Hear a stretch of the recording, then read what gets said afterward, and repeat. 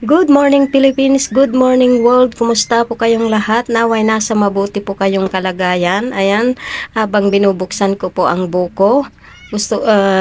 Kung hindi pa kayo nakapag-subscribe sa aking channel, please subscribe. Ka-Faith Official.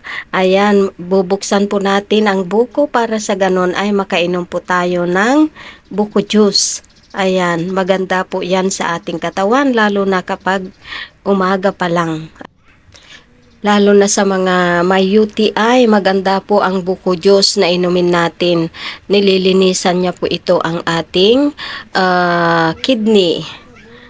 Ayan, sa mga may problema sa pag-ihi. Ayan, inom lang kayo mga ka-faith ng buko juice. Dahil ito po'y mabisang gamot sa mga may problema sa pag-ihi o kaya may UTI. Maganda po ito sa ating katawan.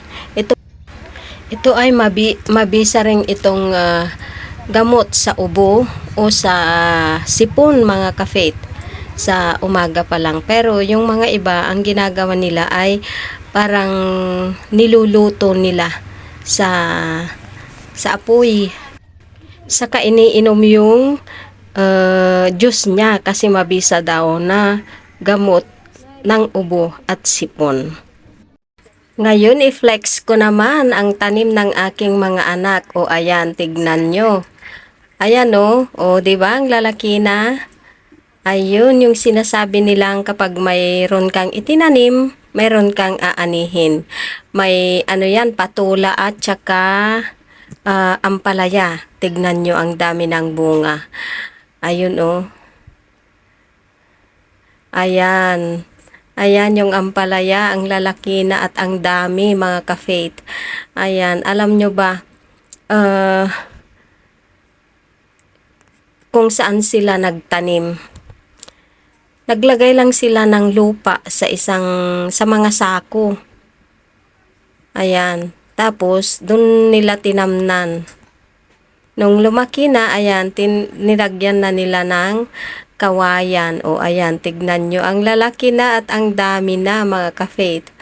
Tignan nyo naman. Talagang totoo yung sinasabi natin na kapag mayroon kang itinanim, meron kang aanihin. O, diba? Ayan, ang lalaki na masarap yan, malagyan ng itlog, pakbet, o kaya ihalo sa iba pang ulam. Ayan. Yan, na-excite kami ng aking apo. Ayan o, kasi ang lalaki na nila. Breakfast! Good morning everyone! Time now is 7:30. Ang agahan namin itlog with kamatis, hotdog, pig knuckle with beans, and special. Pinakar. Naganata? Pinakar. Tulya. Tulya. Tagalog na. Tulya. Pinalkang daw, sabi ng anak ko. Yan. Salad. Kain na po tayo. Ang sarap mamuhay dito sa probinsya. Yan. Ang aking darling. Ang aking darling. Sa hindi paragatan lang. Kaya sa ako. Da. Ba na pamanjayan? Hindi. Da kanuan. Hindi ko pa. Tambi. Ayan, kain na po tayo mga ka-faith. Dito na naman kami sa labas.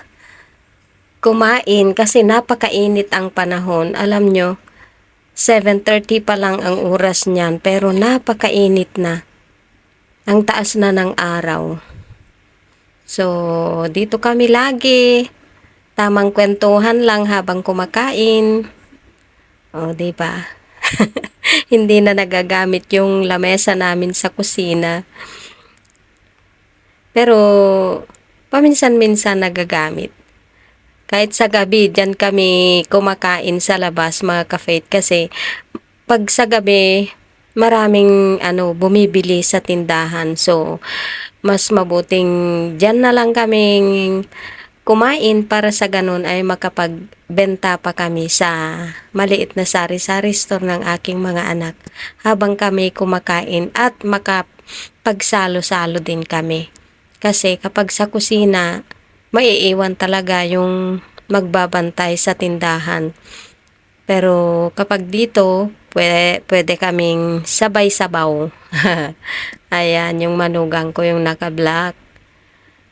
Anak ko, tong babaeng nakatalikod, at saka yung naka-orange. Ayan. So, ayan, napaka sarap mamuhay sa probinsya mga ka-faith. Kahit simpleng buhay lang, basta magkakasundo ang bawat isa, walang problema. Napakasaya mga ka-faith. Ayan. Yung mga anak nung anak kong lalaki na naka-orange, nasa Ilocos pa sila. Kasi may pasok pa sila sa school mga ka-faith. Kaya hindi pa sila napunta dito. So, tong anak ng babae, anak kong babae lang ang nandyan nakasakasama namin.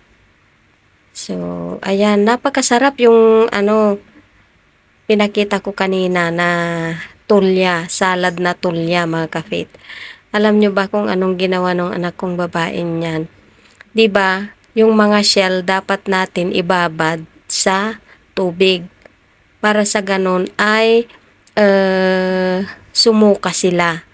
Kasi kapag hindi mo binabad at hindi sila sumuka, may tendency na may buhangin sa loob ng mga shell. So, dapat pasukain mo siya muna, gaya rin ng suso. Tapos, nung nakita na niyang nakabukas sila, di ba? Kapag nakabukas yung shell, bubukas yung shell. Tapos, gulatin niyang lagyan ng mainit yung kumukulong tubig. Ayun, para sa ganun ay hindi na sila, yung talagang nakabukahan na sila para madaling kainin. Tapos, lalagyan mo lang siya ng bagoong at saka kalamansi. Napakasarap na yan mga ka-faith. Meron po kaming tanim na kalamansi dyan sa likod ng aming bahay. Ang galing mamunga mga ka-faith. Hindi nawawalan ng bunga. May mga malalaki doon sa bandang taas. Yung sa bandang baba, yun ang nauubos kasi marami ring humihingi, kaya marami ring nakatikim sa kalamansing yan. Ayan, mula ni X yan. Noong nung bago pa yung bahay na yan. Yung bahay na yan, mga ka-faith, hindi talagang bahay yan noon. Kamarin, parang yun? Tawag sa kamarin, yung paglagyan lang ng mga kahoy o kaya mga palay na naaani, ganun. Pero hanggang sa nagiging bahay. Kasi nga, maliit pa ang bahay na yan noon kasi dito sa may mga bahay-bahay dyan sa palibot nito. Pero nung nabili na nga yung lupa, dun niya sinabi sa kanila na ilipat nila yung mga bahay nila. Binigyan niya sila ng ibang pagtatayuan, pero lupa niya pa rin. So, ayan, lumipat sila. So, ayan, naging lumuwag dyan, kaya pinalaki ng pinalaki. Extension na sinasabi nila. Kaya, sabi ng karamihan na wala daw natatapos na bahay. Kasi nga, kung gusto mong padagdagan, pwede kang magdagdag extension ng extension. Hindi na natatapos, 'di ba?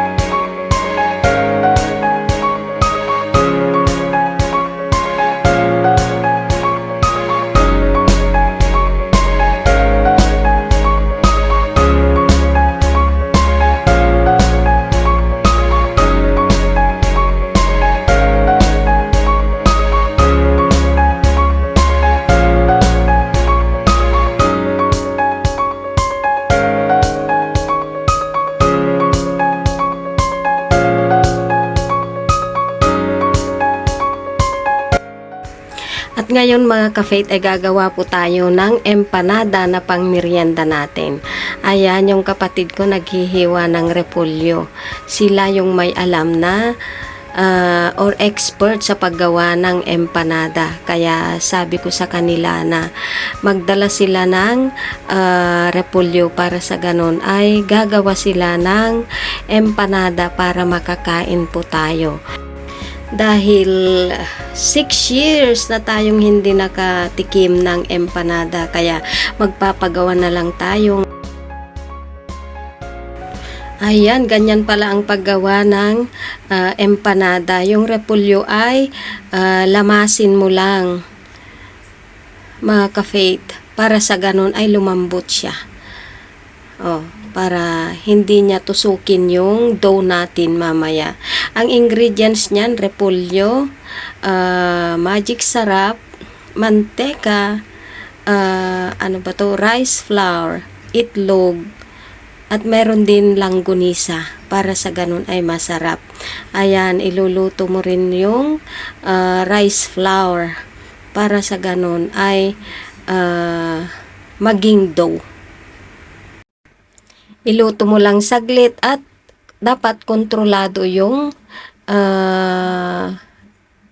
tubig na ilalagay natin, mga ka-faith, para sa ganun hindi basa yung ating dough. So, ayan. Diba? Ang galing. Expert yan yung gumagawa, yung pamangkin ko niyan.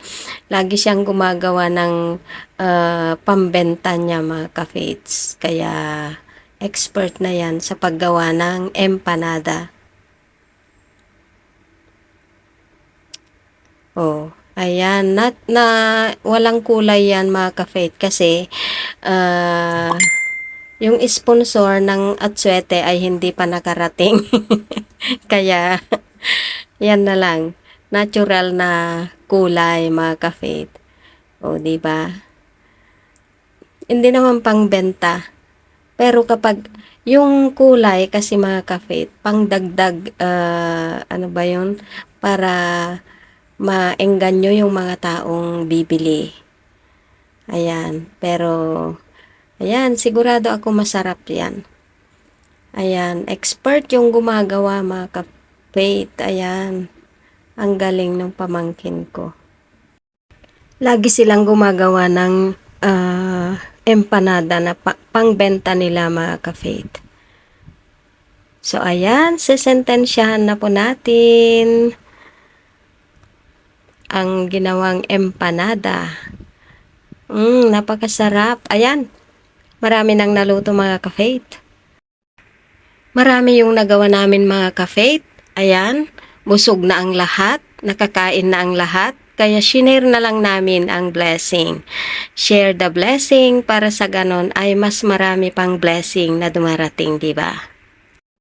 Nagpunta rin kami ng bayan at dahil napakainit ang panahon kaya naghalo-halo din kami. Ayan, napakasarap ang halo-halo lalo na't mainit ang panahon. Ayan, kumain din kami ng suman mga ka-faith. Ang daming pagkain sa Pilipinas. Only in the Philippines. Ayan, maraming salamat mga ka-faith sa iyong panunood. Salamat at nakarating kayo sa dulo ng aking video. Naway hindi po kayo magsawang sumuporta sa aking channel. Ayan, lagi po tayong mag-iingat at manalangin na dapat nating pasalamatan ng Diyos sa mga biyayang patuloy niyang ipinagkakaloob sa bawat isa sa atin. Ingat po, I love you all, God bless!